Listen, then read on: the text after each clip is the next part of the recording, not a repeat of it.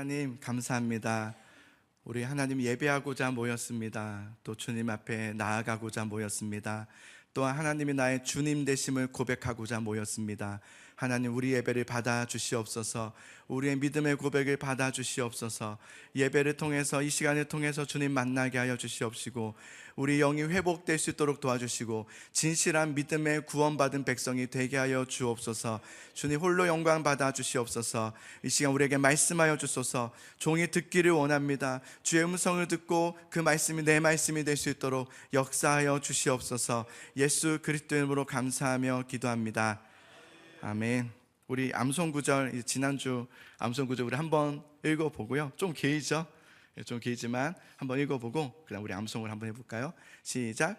여호와는 나의 반석이시요 나의 요새시요 나를 건지시는 이시요 나의 하나님이시요 내가 그 안에 피할 나의 바위시요 나의 방패시요 나의 구원의 뿌리시요 나의 산성이시로다. 아멘. 네, 이렇게 우리가 말씀 암송을 했는데 우리 같이 한번 암송을 해보면 좋을 것 같아요. 그런데 그렇게 하면 좀 부끄러울 수 있으니까 제가 부끄러우면 대신 당할게요. 그러니까 제가 할 테니까 여러분 저를 도와주세요. 그래서 목사님 따라갈 수 있도록. 목사님이 실수하면 이게 무슨 부끄러움이요, 그죠? 그러니까 저를 좀 도와주셔서 여러분들이 기억하고 계신 대로 제가 좀 이렇게 생각을 못하면 말씀해 주시면 좋을 것 같아요. 자, 한번 제가 해볼게요. 여호와는 나의 반석이시요 나의 요새시요 나를 건지시는 이시요 나의 하나님이시요 내가 그 안에 피할 나의 바위시요 나의 방패시요 나의 구원의 뿌리시요 나의 산성이시로다. 아멘. 네, 맞죠? 감사해요. 요즘 많이 외우셨네요. 네, 시편 18편인데 우리가 잘못 나왔는데요. 18편 2절 말씀이에요. 시편 18편 2절 말씀. 우리 이제 다윗 이야기를 계속 살펴보고 있습니다. 다윗이 10년을 사울을 피해서 도망치고 있는데요.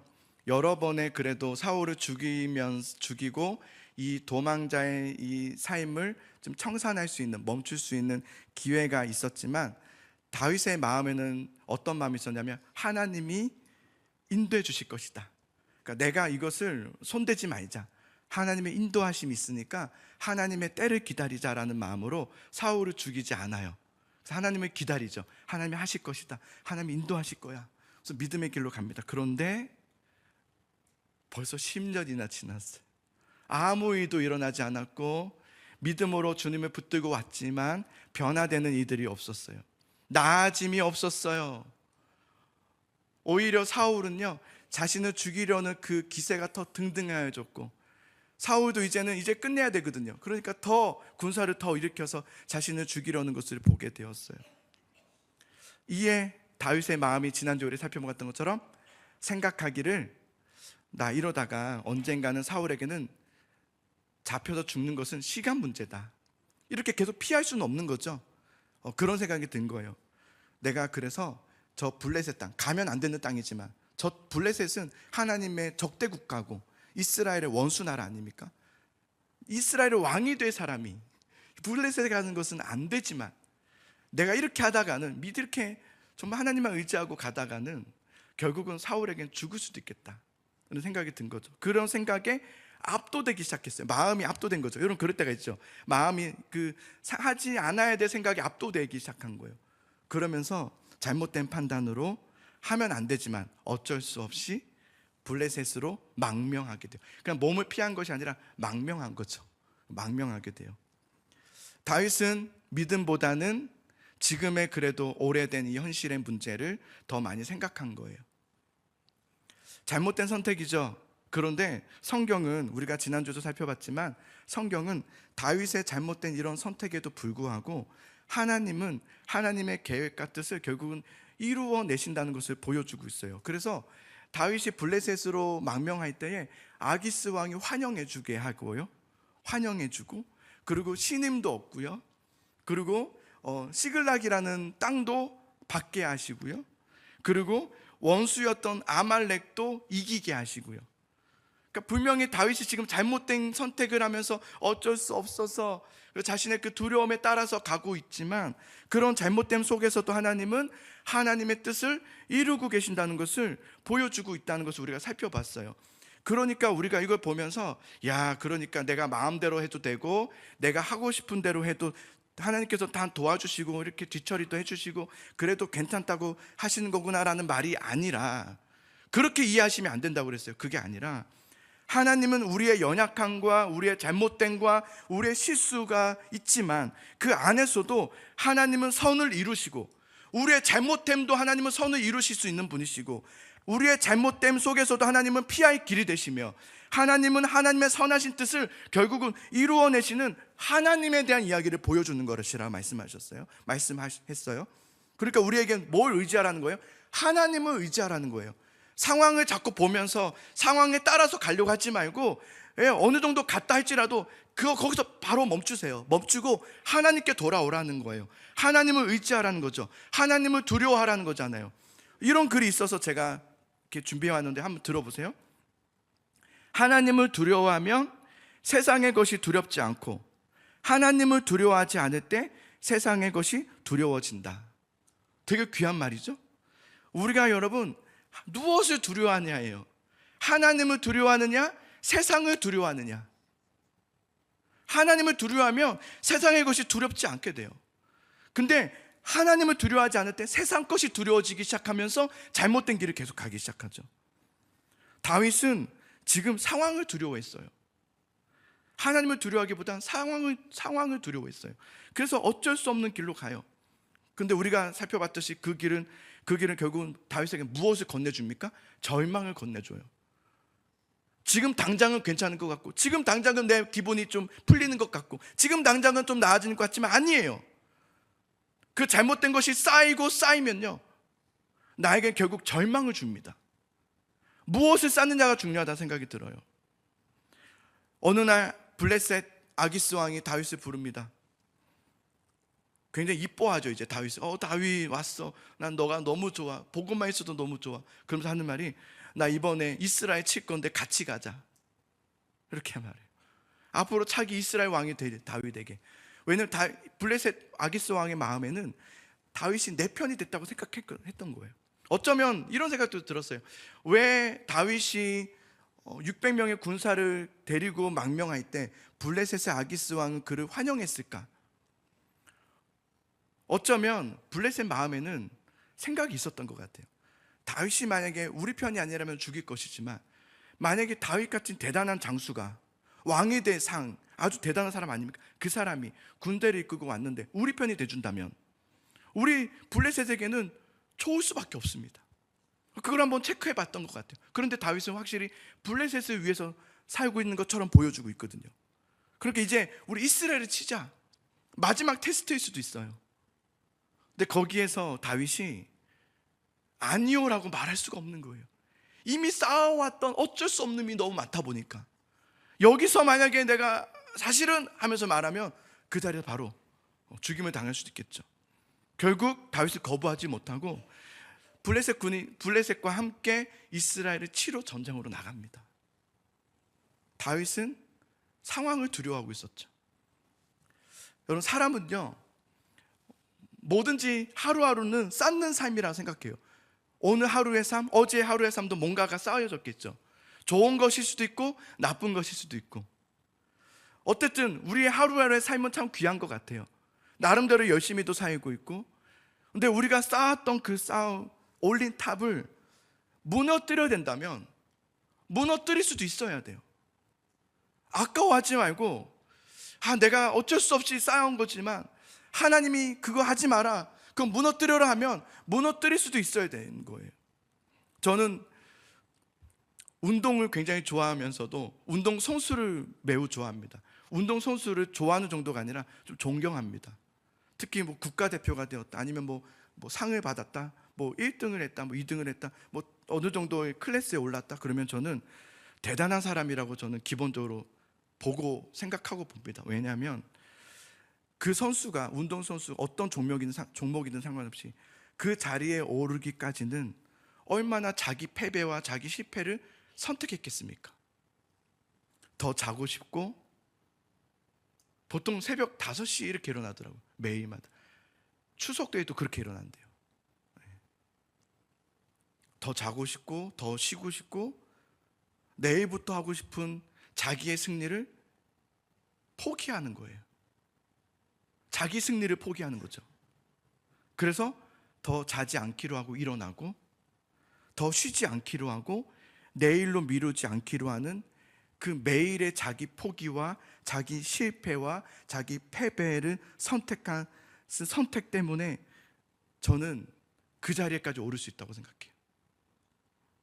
타고나여도 이런 자기 패배가 없으면, 자기의 탑을 무너뜨림이 없으면 성공할 수가 없습니다. 어떤 일이든 마찬가지죠. 그래서 여러분 혹시 잘 모르시겠지만, 저도 뭐 좋아하는 종목이 있는 건 아니지만 그의 말이 참 귀해서요. 그 종합격투기 챔피언인 맥그리거라는 선수가 있습니다. 챔피언이 있는데, 그 챔피언을 딱 따고 했던 말이 있어요. 그게 굉장히 저는 뇌리에 박았는데, 이런 말을 했어요. 영어로 했는데요, 제가 영어는 할 수 없어서 한국어로. 승리 대신 패배를 날마다 선택한 것이 오늘의 승리를 가져다 주었습니다 라고 했어요. 굉장히 저는 그때 다 한 대 맞은 것 같았어요. 승리 대신에, 자기 승리 대신에 자기 패배를 날마다 선택한 것이 결국 오늘에까지 승리에 이르게 됐다는 거예요. 자신의 편안함, 자신의 그런 나쁜 의지들이 있죠. 하기 싫은 거, 나 안 할 거야, 나 오늘은 안 해, 내일부터 할래, 나 이거 안 할래, 다 말씀은 다 들어도 그렇게는 안 할래, 난 저렇게 못 살아, 말씀은 너무 고차원적이고 나는 그렇게 안 살 거야. 그 의지를 무너뜨려서 매일의 패배를 맛보는 거예요. 내 패배를 맛보는 거죠. 그렇게 하지 않기로. 그럼 그것은, 내 패배는요, 결국 나에게 어마어마한 큰 승리를 가져다 준다는 거죠. 다윗은 어쩔 수 없다의 믿음의 없음의 길로 가면서 결국은 그 탑을 무너뜨려 냈지만 왕의 명령을 거부하지 못해요. 자기 패배를 하지 못하죠. 그래서 결국 블레셋과 함께 이스라엘을 치러 가요. 그러나 그 가운데 다윗과 함께 하셔서 다윗을 인도하신 하나님의 이야기는 다음 주에. 오늘은 28장으로 넘어와서요, 카메라가 27장까지는 여기까지 다윗에게 계속 주목하고 있었거든요. 근데 28장으로 넘어오면서 우리가 잊고 있었던 한 인물 사울에게로 카메라가 돌려가면서 사울의 이야기를 보여주는데, 이 사울의 이야기는, 오늘 이 이야기는 사울이 죽기 직전 마지막의 모습입니다. 그의 모습은 어떠했는가? 그의 끝을 보여줍니다. 자, 4절과 5절을 보겠습니다. 오늘 우리 읽었던 말씀인데요, 4절과 5절 함께 있습니다. 시작.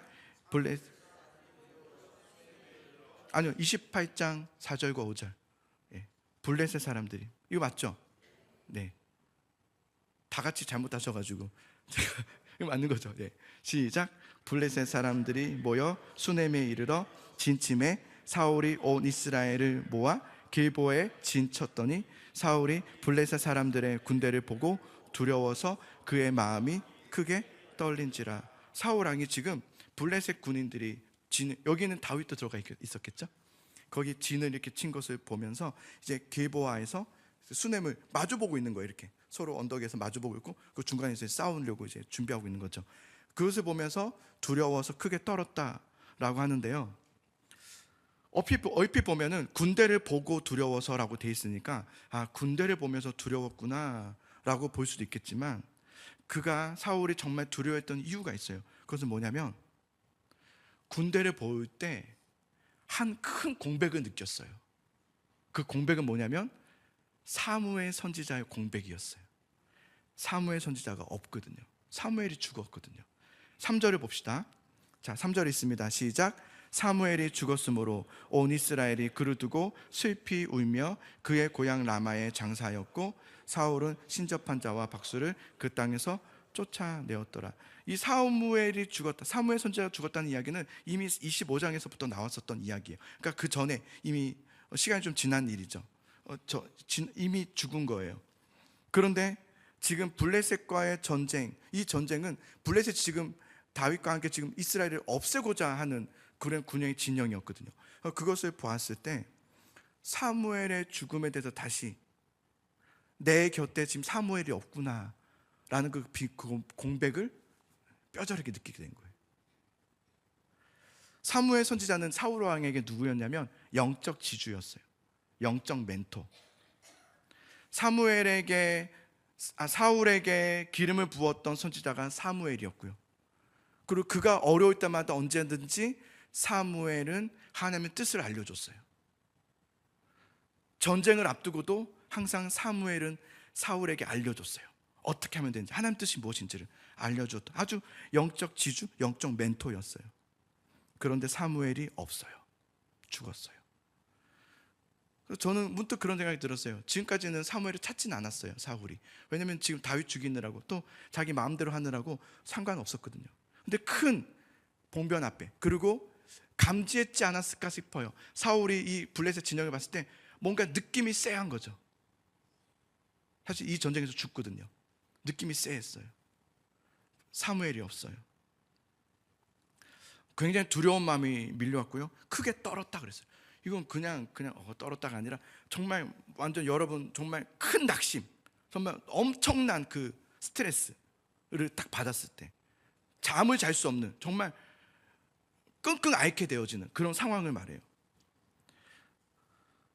어찌할 수 없는 거예요. 어찌할 바 모르겠는 거예요, 사울이.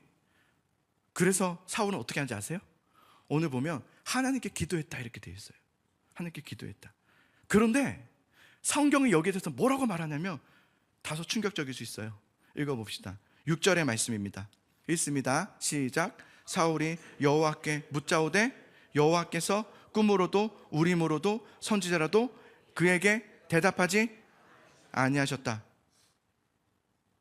사울이 하나님께 그래서 기도했어요. 그런데 하나님은 사울에게 어떤 말씀도 하지 않으셨다.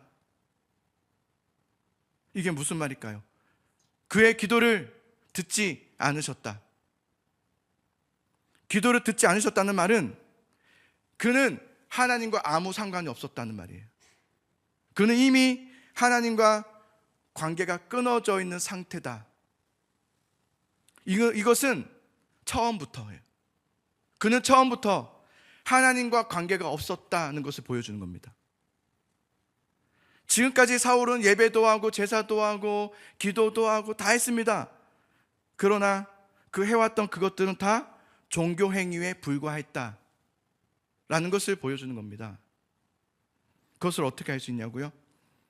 사울에게는 무엇이 없었냐면 말씀이 없었거든요. 사울에게는 말씀이 없었습니다.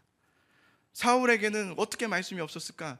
늘 주변에 사무엘, 그 대단한 말씀의 사역자 사무엘을 통해서 수없이 말씀을 들었습니다. 하나님의 뜻이 무엇인지를 전해 들었습니다. 근데 사울은 어땠는지 아십니까? 그 말씀대로 살지 않았습니다. 들은 건 맞아요. 있긴 했어요, 주변에. 그러나 그 말씀이 내 말씀이 아니었습니다. 여기에서 유명한 말씀이 나왔어요. 사무엘이 참다 못해서 사울에게 했던 말이에요. 아마 여러분이 다 들어봤던 말씀이고 유명한 말씀이에요. 사무엘상 15장 22절과 23절인데요 잘 보십시오. 사무엘이 이르되 여호와께서, 사울에게 말하는 거예요. 여호와께서 번제와 다른 제사들을, 당신이 아닌 제사들을, 그의 목소리를 청종하는 것을 좋아하신 같이 좋아하시겠습니까? 순종이 제사보다 낫고 듣는 것이 순양의 기름보다 나으니 이는 거역하는 것은 점치는 것과 같고, 말씀을 점치는 것처럼 본다는 거예요. 그리고 완고한 거예요. 말씀에 완고한 것은 우상에게 절하는 죄와 같음이라.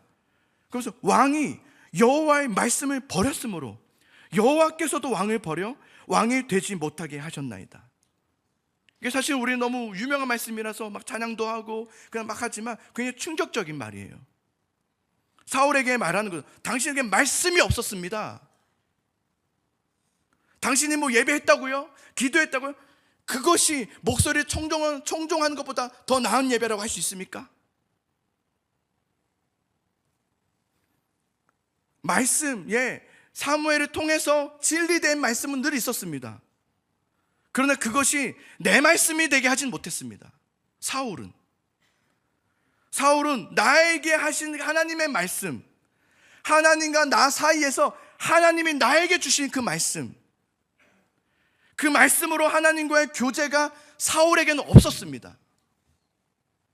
역대상에서도 이것에 대해서 설명해 주죠. 사울에 대해서 이렇게 말합니다. 역대상 10장에 보면 사울이 죽은 것은 여호와께 범죄하였기 때문이라. 무슨 범죄였을까요? 그가 여호와의 말씀을 지키지 아니하고 또 신접한 자에게 가르치기를 청하고 여호와께 묻지 아니하였으므로 여호와께서 그를 죽이시고 그 나라를 이새의 아들 다윗에게 넘겨주셨노라. 사울은 자신이 하나님께 기도했다고 생각해요. 난 기도했는데요, 난 예배했는데요. 성경은 뭐라고 해요? 그건 기도가 아니다 라고 말하죠. 왜냐하면 우리가 예배해야 한다고 해서 하나님에게 다 받으시는 거 아닙니다. 이게 성경에 정확하게 나와 있죠.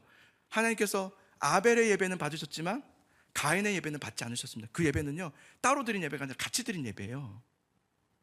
그 예배는 아벨이 있고 가인이 있는 거예요. 하나님이 받으시는 예배가 있어요. 또한 하나님이 받으시지 않으시는 예배가 있어요. 같은 공간에서 예배를 드리지만 서로 다른 예배를 드리고 있는 거죠. 야고보서에서도 이것에 대해서 얘기해요. 기도를 말하면서 너희가 얻지 못하면 구하지 아니하였기 때문에, 이건 기본이죠. 당연하죠. 그런데 그 다음에 문제예요. 구하였는데도 얻지 못하면 그럼 뭡니까? 라고 하자 야고보가 이렇게 하죠. 정욕으로 쓰려고 잘못 구하였기 때문이다. 이게 무슨 말인지 아십니까? 기도라는 것은 내 정욕으로 하는 기도가 아니라 말씀으로 하는 기도가 되어야 된다는 말이죠. 말씀이 없다는 거예요. 기도는 하는데 다 내 정욕이에요. 하나님, 내가 이렇게 했으면 좋겠습니다. 내가 이렇게 하게 해주시고, 내가 이렇게 해서 잘 되게 해주시고, 내가 이렇게 복 받게 해주시고, 내가 성공하게 하시고, 주님 내가 기분이 너무 상한데 이거를 이렇게 해주시고 저렇게 해주시고. 정욕으로 하는 기도예요. 말씀이 없어요. 하나님이 나에게 무슨 말씀을 하시는지가 없어요. 그리고 그 말씀으로 주여 이 말씀대로 내가 살기를 원합니다 라는 기도가 없는 거예요. 오늘날 많은 성도들이 말씀이 소중하다, 말씀이 중요하다, 뭐 말씀 많이 외치는데요, 정작 말씀은 가까이 하지 않습니다. 정작 삶의 일주일을 보면 말씀이 없습니다. 내가 매일의 말씀을 묵상하고 그 말씀으로 살아가고 듣고자 하질 않습니다. 말씀을 귀를 기울이고 정말 주님 나에게 지금 무슨 말씀하기를 원하십니까? 라고 귀를 기울이지 않습니다. 여러분, 하나님과의 관계의 교제는 오직 말씀으로 되는 것인데 말씀이 없으니 하나님과의 관계가 되어지질 않죠. 우리는 늘 뭘 듣고 싶어요? 내가 듣고 싶은 말씀 유튜브로 찾죠. 그 말씀, 우리가 올해의 말씀을 뽑았습니다. 올해의 말씀 보시면 여러분 눈치채셨는지 모르겠지만 축복에 대한 말씀이 없습니다. 전 다 뺐습니다. 그리고 창세기부터 다 보면서 우리 성도들에게 무슨 말씀이 필요할까? 다 권면의 메시지입니다. 말씀으로 돌아와라. 하나님께 모든 걸 맡겨드려라. 하나님을 의지해라. 보통은 그렇지 않죠. 너는 잘 되리라, 너는 복을 얻으리라, 너는 천대까지 이르리라, 이런 것들만 많지만 저는 그것이 되게 위험하다 생각합니다. 내가 듣고 싶은 말씀들, 그것이 아니라 하나님이 지금 여러분, 살아계신 여러분에게 하시는, 지금 나에게 하시는 그 말씀에 여러분 귀를 기울이셔야 돼요. 그 세미한 음성이 있어요. 나에게 하고 계신 그 말씀이요. 그러기 위해서는 꾸준한 말씀이 있어야 됩니다. 꾸준한 말씀 읽기와 말씀 묵상이 없으면 하나님과의 올바른 믿음의 생활의 관계의 삶은 되어질 수가 없습니다. 이거는 그냥 불가능한 겁니다. 그럼 미신적인 신앙인 거죠. 말씀이 없는 신앙은 미신이에요. 그래서 사울에게도 우상 숭배와 같다고 했지 않았습니까? 우리의 삶을, 한국 교회를 이렇게 돌아보면은 수많은 성도전 참 많아요. 근데 언제 말씀을 듣습니까? 일주일에 한 번 설교 시간에, 그것도 30분 고작. 그것도 설교자가 전하는 그 말씀이 단 거예요. 스스로 하나님 앞에 독립됨이 없어요. 말씀에 독립을 하지 못했어요, 성도들은. 말씀에서 독립이 돼야 예배가 살고 교회가 사는 것이지, 거기에 우리가 집중해야지 교회가 이랬으면 좋겠다 저랬으면 좋겠다는 다 치장입니다. 거치장. 교회는 한 몸으로 이루어진다고 성경을 말하고 있는데요, 어떻게 한 몸을 이룰 수 있습니까? 우리가 서로 의견을 합하자는 말이 아닙니다. 우리가 어떻게 의견을 합합니까? 우리는 의견을 합할 수가 없습니다. 어떻게 한 몸을 이룹니까? 한 말씀 안에 우리는 한 몸이 될 수 있는 거죠. 한 말씀. 서로가 같이 그 말씀을 봐야 되는 거죠. 저는 그래서 우리 예수사랑교회 성도들은 모두 그 한 말씀으로 함께 가기를 원합니다. 그래서 저는 매일 성경 합시다, 뭐 새벽 같이 합시다, 수요합시다, 오후 예배 합시다 하는 게 이게 뭡니까? 뭐 세우려고 하는 겁니까? 우리가 하나리를 한 말씀으로 같이 가야 돼요. 각자 도생이 되면 안 됩니다. 각자 스스로 각자 좋아하는 스타일의 목사님들을 찾아서. 근데 잘 보세요. 여러분 경험 있으신 분들, 목사님이 계속 바뀌시죠? 왜 그런지 생각해 보세요. 자기 입맛에 맞추니까 안 맞는 거예요. 말씀을 찾아가야 돼요. 목사님을 찾는 시대는 끝났어요. 말씀을 찾으셔야 돼요. 교회의 머리는 오직 하나밖에 없어요. 예수 그리스도. 예수 그리스도가 누굽니까? 말씀이죠. 그 말씀으로 우리는 한 지체를 이룰 수 있는 거예요. 사울 왕이 이 대치 중에서 전쟁이 앞두고 하나님께 기도를 해요. 그런데 말씀 보세요. 하나님은 사울에게 어떠한 말씀도 하지 않으셨다. 사울의 기도는 믿음의 기도가 아니었다는 거예요. 자, 그럴 수 있죠. 우리가 기도했는데 우리의 생각으로 지금 생각해 보자. 사울이 기도했어요. 근데 하나님이 기도하는데 응답하지 않으셨어요. 우리도 그럴 때가 있으니까. 그러면 어떻게 해야 돼요? 그 다음부터는? 그러면 그 다음부터 어떻게 해야 되죠? 기도했는데 응답하지 않으셔. 그럼 어떻게 해야 돼요? 사울이 기도했는데 사울에게 하나님께서 어떤 말씀도 하지 않으세요. 그럼 어떻게 해야 돼요? 엎드렸어야 돼요. 하나님 앞에 회개했어야 돼요. 내가 잘못했다고. 주님, 나 정말 주님 필요하다고. 나 하나님밖에 없다고 했어야 돼요. 나 하나님 외엔 길이 없다고 라고 했었어야 돼요. 근데 사울은 어떻게 합니까? 신접한 여인을 찾아갑니다. 곧장 바로. 사울은 기도냈지만 사울의 마음에 2대안, 3대안이 다 있었던 거예요. 안 되면 이렇게 해야지, 또 안 되면 이렇게 해야지, 그런 것을 가지고 기도하는 거예요. 사울의 기도는 그저 누가 봐도 급한 상황에 불을 끄기 위한 종교 행위에 불과한다는 것을 보여주고 있어요. 수습하려고 묻기는 하지만 만약에 하나님께서 이 물음에 응답하지 않으시고 나에게 알게 하지 않으신다면 기다릴 생각 없어요. 나는 곧장 내 그 다음 대안으로 갈 거예요. 그게 사울의 마음이었어요. 그런 마음으로 하나님께 묻고 있는데 어떻게 하나님께서 응답하시겠습니까? 그런 마음으로 기도하는데 어떻게 하나님께서 응답합니까? 하나님은 사울에게 응답하지 않으십니다. 자, 응답이 없자 사울은 바로 신접한 여인을 찾아갑니다. 몰래 변장하고 알아볼까 봐 해서 신접한 여인을 찾아가서 뭐라고 말하냐면요, 제가 다 거두절미하고 내용 시간상 다 말 못하지만 이렇게 말해요. 신접한 여인에게 가자마자 하는 말이 사무엘을 찾아요. 죽은 사무엘 좀 불러주십시오.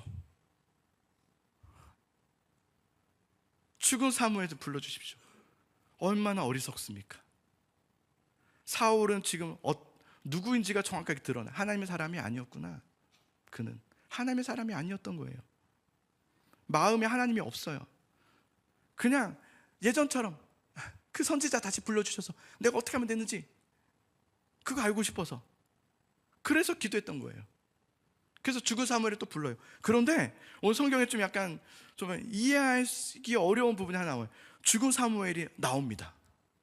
땅에서 올라왔다 이렇게 돼 있어요. 그런데 여러분 분명히 아셔야 될 건 있어요.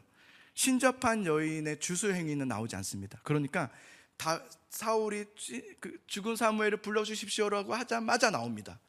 신접한 여인의 뭔가를 주술적 행위를 하기도 전부터 죽은 사무엘이 올라옵니다. 그러니까 이게 무슨 말이냐면 신접한 여인이 부른 게 아니라는 거예요. 아시겠죠? 신접한 여인, 무당이 부른 게 아니에요. 신접한 여인은 여러분, 제가 좀 분명히 말씀드릴게요. 무당은요, 죽은 영혼을 끌어올릴 능력이 없습니다. 신접한 여인이 필요에 따라서 죽은 영혼을 불렀다가 또 되돌렸다가 불렸다가 돌려보내고 할 수 있는 그런 능력이 없습니다. 신접한 여인은 어떤 사람인지 아십니까? 그냥 속이는 사람일 뿐입니다. 사람 속이는 사람들이에요. 그래서 성경에서 보면 신접한 여인이나 무당이나 박수들을 삼가라라고 했던 것은 뭐냐면, 그들에게 어떤 특별한 능력이 있거나 정말 대단함이 있어서가 아니라 그들이 하는 일은 사람을 속이는 것이기 때문에 그래요. 사람을 속이는 거예요. 두렵게 하고. 죽은 사무엘이 나타났습니다. 신접한 여인이 부른 게 아니라 하나님께서 보내신 겁니다. 왜요? 그래서 그 죽은 사무엘이 나왔을 때 신접한 여인이 자기가 한 게 아니기 때문에 성경 보면 보고 소리질 와 이렇게 본인이 놀라요. 자기가 부른 게 아니니까 막 놀래요. 그래서 사울이 무슨 일입니까? 막 지금 사무엘이 나왔다면서 하나님 보내신 거거든요. 왜 하나님이 그 죽은 사무엘을 사울에게 보내셨을까? 마지막 말을 하기 위해서입니다. 이 마지막 말을 하기 위해서는 사울을 위해서도 있겠지만 우리에게도 하는 말씀입니다. 우리에게도 들려주기 위해서. 하나님은 죽은 사무엘을 통해서 사울에게 말씀하게 합니다. 뭐라고 말하냐면, 하나님이 당신을 떠났습니다. 하나님은 당신의 대적이 되었습니다. 너무 단호한 목소리와 단호한 표정으로. 이것은 당신이 하나님의 목소리를 총종하지 않고 순종하지 않았기 때문입니다. 당신은 말씀으로 행하지 않았습니다. 오늘 이스라엘은 블레셋의 손에 의해서 패배하게 될 것입니다. 그리고 당신과 당신의 아들은 내일 나와 함께 있을 것입니다 하면서 쏙 들어가요. 얼마나 무섭습니까? 공포 영화입니다. 그죠? 약간 무서워하시는 분들이 몇 분 계세요. 막 이렇게 무섭습니다. 사울이 이걸 보고 얼마나 내일은 너와 너의 아들들이 나와 오늘 함께 있으리라. 싹 가버리니까 너무 무서워서 성경을 보면 땅에 완전히 엎드려지니라 그랬는데, 이것은요 거의 기절할 만큼 뻗었다는 겁니다. 탈진했다는 겁니다. 그냥. 그리고 그 다음 장에 이제 사울은 블레셋에 의해서 전쟁에서 죽습니다. 이게 오늘 28장에 나오는 사울이 죽기 직전의 모습입니다. 사울의 마지막 모습을 보면은 그의 인생은 참 허망하다는 생각이 듭니다. 그렇게 권력과 힘을 자랑하면서 승승장구하면서 하나님의 말씀에 귀를 기울이지 않아요. 근데 그의 마지막의 모습을 보면 참 초라하고 참 아무것도 아닌 인간의 존재구나 라는 생각을 하게 됩니다. 자, 우리 다시 한 번 더 생각해 보죠. 우리 지난주에 다윗의 이야기를 살펴봤는데, 다윗도 분명히 잘못된 길을 가고 있었습니다. 어쩔 수 없었다 그러면서 간단 말이에요. 그런데 다윗과 사울이 다른 것은 무엇일까요? 우리가 볼 때는 여러분, 현대를 살아가면서 저 사람이나 나랑 똑같네, 목사님도 나랑 똑같네, 똑같이 연약하고 똑같이 연약하네. 뭐가 다를까요? 다윗과 사울은 뭐가 달랐던 걸까요? 다윗에게는 말씀이 있었습니다. 말씀이 있다고 해서 여러분 모든 삶을 다 완벽하게 살게 된다는 말은 아닙니다. 때로는 어쩔 수 없으므로 넘어지기도 하고 실수하기도 합니다. 그런데 말씀에 있는 사람의 특징이 뭔지 아십니까? 그는 말씀이 있어서 그 말씀은 그를 하나님께로 돌아오게 합니다. 깨닫게 하고요, 돌이키게 하고요, 죄의 길에 더 이상 가지 못하게 막습니다. 그게 다릅니다. 저는 이런 얘기 성도들과 상담할 때 제일 많이 하는 얘기가 뭐냐면, 저도 연약합니다. 그런데 선은 넘지 않습니다. 그래요. 저도 선 넘을 뻔한 적이 많거든요. 근데 하나님은 딱 거기까지, 선은 못 넘게 하세요. 저도 실수하고 연약할 때 있습니다. 그런데 하나님의 저에 대해서 완벽하게 살려고 요구하는 건 못하는 건 알아요. 그러나 선은 지키게 하세요. 그 선 넘지 마라. 안 되면 때론 저를 때리기도 하세요. 말씀 있는 사람의 특징이에요. 말씀은 우리의 길이 되고 빛이 되어서 우리를 바른 길로 인도하여 가요. 그게 다름입니다. 그래서 다윗은 뭘 많이 썼죠? 그 피하면서 시편을 많이 씁니다. 그 시편을 보면 주님의 말씀을 읊조린다는 말을 참 많이 합니다. 나는 오늘도 주의 말씀 읊조리나이다. 두려워 떨면서 주님 아버지 하면서 주의 말씀을 계속 생각하는 거예요. 주의 말씀을 붙잡고 있는 거죠. 그게 다윗을 다윗되게 하였죠. 시편 말씀 보십시다. 아침에 나로 하여금 주의 인자한 말씀을 듣게 하소서. 내가 주를 의뢰함이니이다. 내가 다닐 길을 알게 하소서. 내가 내 영혼을 주께 드림이니이다. 도망치면서 늘 피하면서 이해할 수 없는 상황 속에서, 때로는 자기의 실수 속에서, 때로는 이전에 블레셋에 한 번도 도망친 적 있잖아요. 그래서 막 미친 체하고 막 했던 그때에도 나오면서 하나님을 붙들습니다. 그게 달랐어요. 말씀에는 놀라운 능력이 있습니다. 하나님께 나아가게 하는 힘이 있어요. 실수하고 연약함 중에 있지만 말씀은 곧장 다윗을 돌아오게 합니다. 그래서 우리가 다음 주에 이제 다시 다윗을 향해서 카메라가 돌아가서 하나님께서 그에게 어떻게 하신지 보십시오. 그리고 그가 어떻게 하는지를 보십시오. 그게 다른 겁니다.